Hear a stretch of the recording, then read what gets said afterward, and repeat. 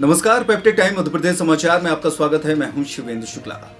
इस सत्र से महाविद्यालयों में राष्ट्रीय नई शिक्षा नीति के तहत प्रवेश शुरू हो गए हैं।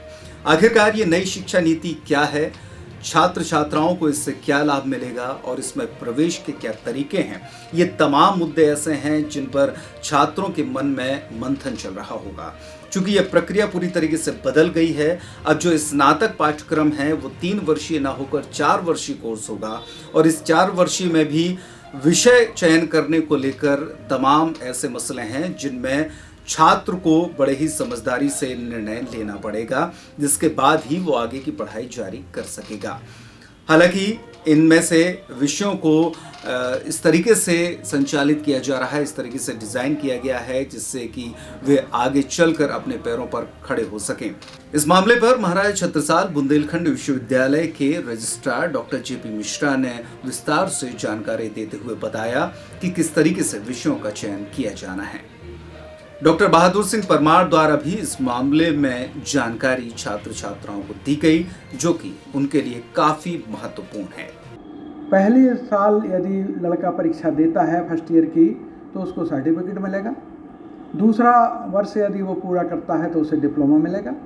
तीसरा वर्ष यदि वो पूरा करता है तो उसे डिग्री मिलेगी और चौथा वर्ष 4 वर्षीय कोर्स है, इसलिए चौथा वर्ष यदि करता है तो रिसर्च डिग्री उसको प्राप्त होगी। अब इसमें संक्षेप में, चूँकि इस वर्ष इस सत्र में केवल फर्स्ट ईयर में पाठ्यक्रम लागू होगा, तो विद्यार्थियों और अभिभावकों को ये समझने की विशेष आवश्यकता है। हिंदी में पहला जो विषय है वो कहलाएगा प्रधान विषय, और प्रधान विषय के 2 पेपर रहेंगे।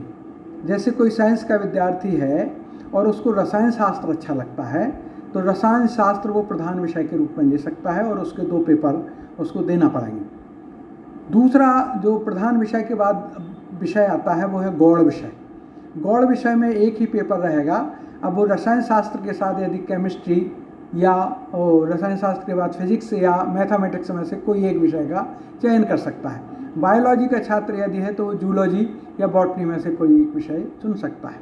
तो इस तरह से ये 2 विषय उसने चयनित कर लिया।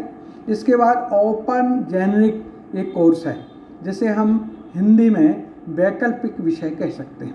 अब वैकल्पिक विषय में ये साइंस का विद्यार्थी है, विज्ञान का छात्र है, लेकिन वो कला या वाणिज्य में से कोई विषय लेना चाहता है। मान लीजिए वाणिज्य में वो